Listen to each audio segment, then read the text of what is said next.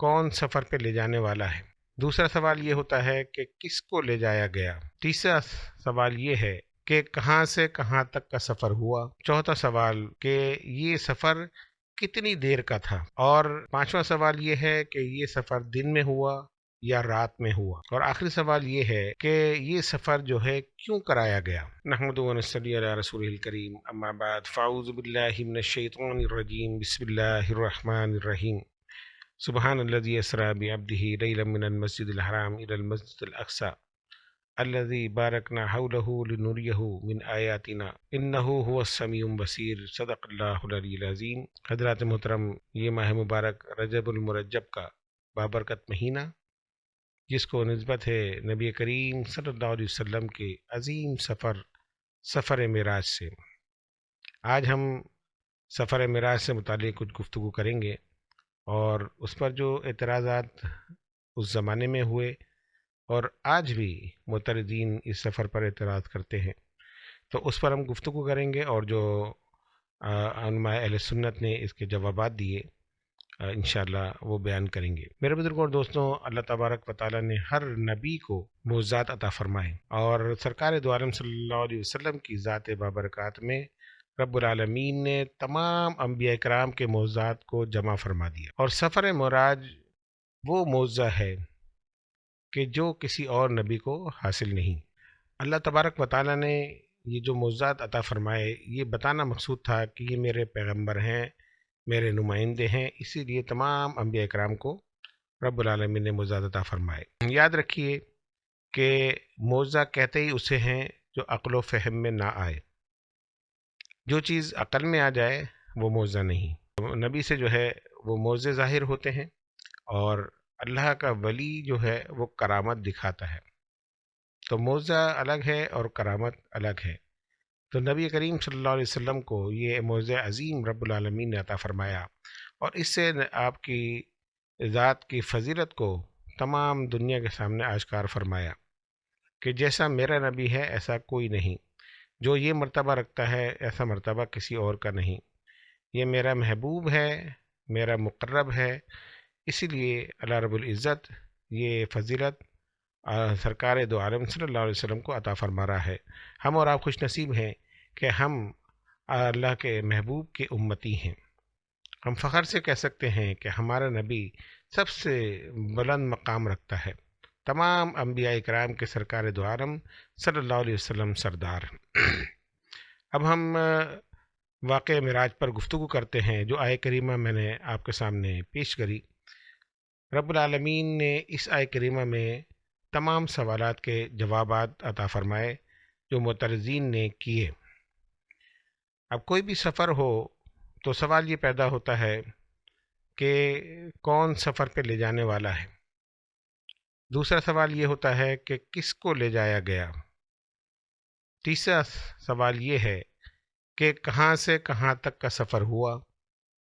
چوتھا سوال کہ یہ سفر کتنی دیر کا تھا؟ اور پانچواں سوال یہ ہے کہ یہ سفر دن میں ہوا یا رات میں ہوا؟ اور آخری سوال یہ ہے کہ یہ سفر جو ہے کیوں کرایا گیا؟ تو قرآن مجید فرقان حمید میں اس آیہ کریمہ میں اللہ تبارک و تعالیٰ نے ان تمام سوالات کے جوابات عطا فرمائے۔ سب سے پہلے تو یہ کہ کون اس سفر پہ لے گیا، لے جانے والا کون ہے؟ تو رب العالمین نے اس آیہ کریمہ کو لفظ سبحان سے شروع کیا، سبحان الذی اسرا بعبدہ، کہ پاک ہے وہ ذات جو لے گئی اپنے بندہ خاص کو۔ اللہ تبارک و تعالیٰ نے اس سفر کی نسبت کو اپنی طرف کیا کہ لے جانے والی ذات جو ہے وہ بے عیب ہے، وہ واحد ہے، یکتا ہے، وہ ہر چیز پر قادر ہے، اور اس کا کوئی ہمسر نہیں۔ رب العالمین وہ ذات گرامی کہ جو تمام چیزوں کی خالق ہے اور ہر چیز کو پیدا کرنے والی ہے، بے عیب ذات ہے۔ تو وہ ذات جس کے اندر کوئی عیب نہ ہو، تو پھر اس کی طاقت پر بھی شک کرنا کفر ہے۔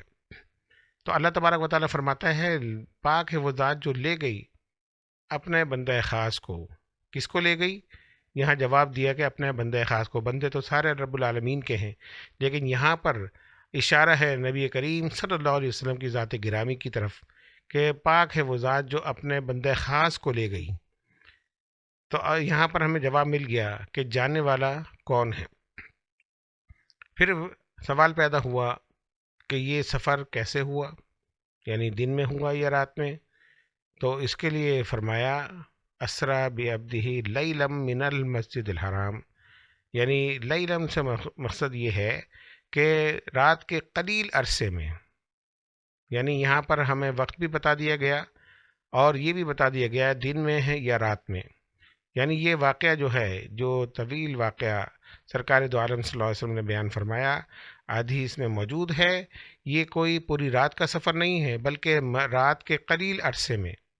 کہاں تک؟ مسجد حرام سے مسجد اقصیٰ تک۔ پھر یہ سفر کیوں کرایا گیا؟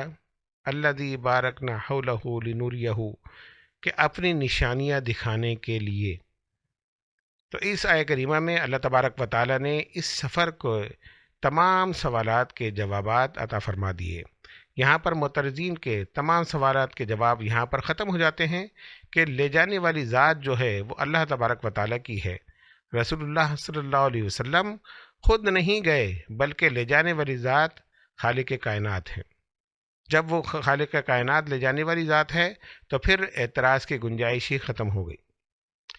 اب یہاں پر ایک اعتراض یہ بھی ہوتا ہے کہ یہ واقعہ جو ہے، واقعہ معراج، یہ جسمانی معراج نہیں ہے بلکہ روحانی معراج ہے، یا سرکار دو عالم صلی اللہ علیہ وسلم نے یہ سب کچھ خواب میں دیکھا؟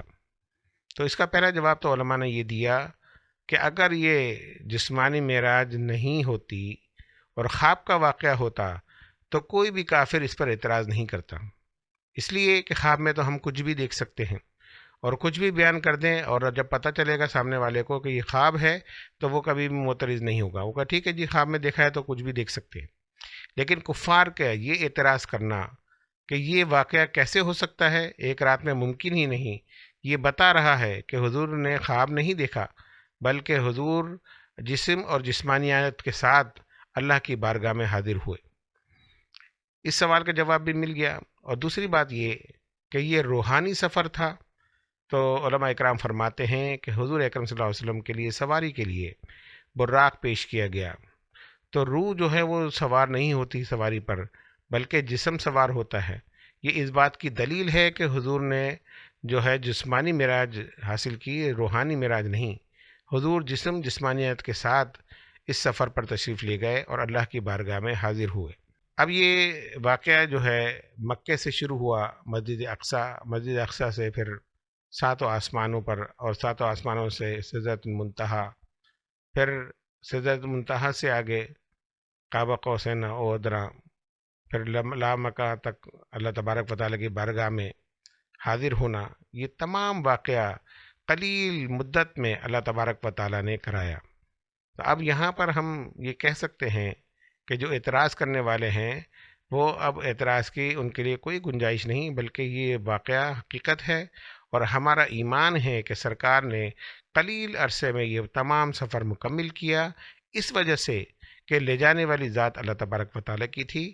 رب العالمین ہر چیز پر قادر ہے، اور حقیقت یہ ہے کہ یہ سفر سرکار دو عالم صلی اللہ علیہ وسلم نے اللہ کی عطا سے، اللہ کے بلاوے پر انتہائی اطمینان کے ساتھ جو ہے تمام سفر کو طے کیا۔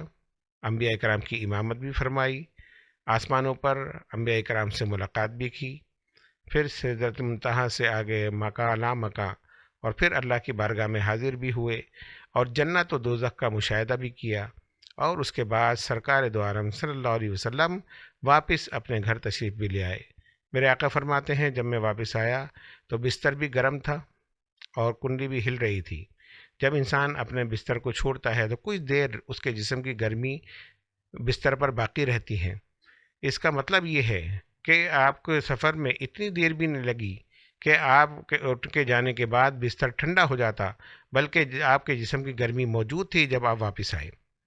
تو یہ معجزہ جو ہے اللہ تبارک و تعالیٰ کی ذات سے شروع ہوتا ہے، اور اللہ تبارک و تعالیٰ نے یہ تمام واقعے کو بیان فرما کر بتا دیا کہ لے جانے والی ذات جو ہے وہ میری ہے اور میں ہر چیز پر قادر ہوں۔ رب العزت ہم سب کو اس پر عقیدہ رکھنے کی توفیق عطا فرمائے اور اس واقعے پر یقین کامل رکھنے کی توفیق عطا فرمائے. وما علینا الا البلاغ.